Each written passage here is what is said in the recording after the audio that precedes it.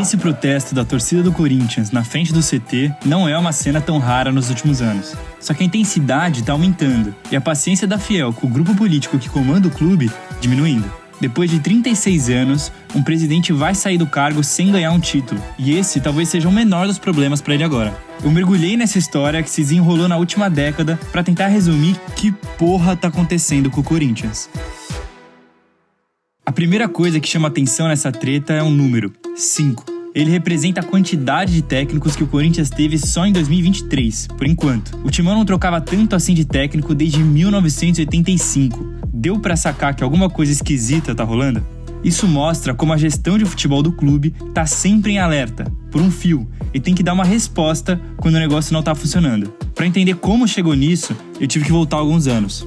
Em 2012, o Corinthians estava literalmente no topo do mundo. E nos anos seguintes não teve muito do que reclamar. Desde 2009, com a chegada do Ronaldo, o clube vivia um momento maluco de crescimento, criação de novos ídolos e de uma identidade dentro do campo que durou anos. Aquela história de o Corinthians do Tite e do Cássio ter uma defesa muito forte e não perde em casa, sabe?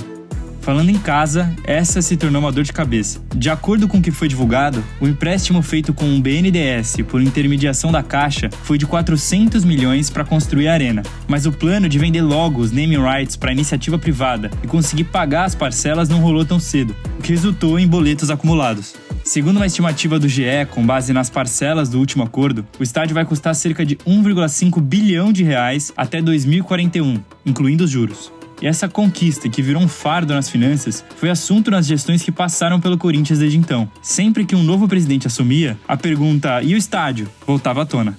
Geralmente quem tentava responder era um integrante do grupo que é sinônimo de política no Corinthians durante esse período: renovação e transparência.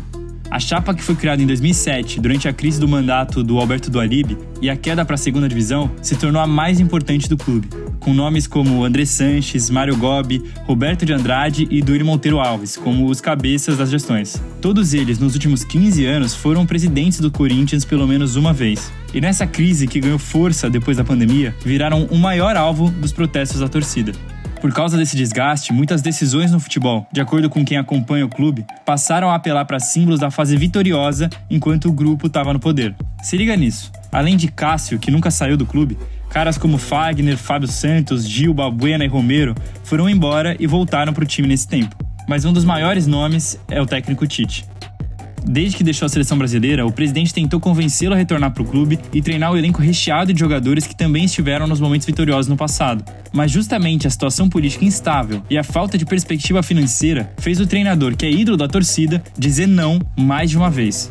No meio dessas tentativas e apostas em treinadores, o Corinthians se viu trocado no caso do Vitor Pereira, envolvido na aposta em Fernando Lázaro em vez de Dorival Júnior, na contratação polêmica do Cuca, em uma saga que durou menos de uma semana e criou um racha entre grande parte da torcida, elenco, diretoria e até com a modalidade feminina, na inesperada volta do Vanderlei Luxemburgo e, por último, pelo menos até agora, do Mano Menezes, mais um que teve sucesso nas décadas anteriores e volta para tentar arrumar a casa.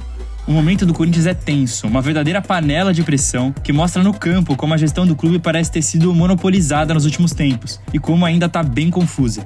Em ano de eleição, de um lado está o André Luiz, representando a situação, e do outro, Augusto Melo, como oposição, no pleito que promete ser mais parelho do que nas últimas vezes. Com esse impasse e os episódios que rolam quase semanalmente no clube, fica ainda mais difícil de entender e explicar que porra tá acontecendo no Corinthians. Mas o que dá pra saber é que pressão não vai faltar.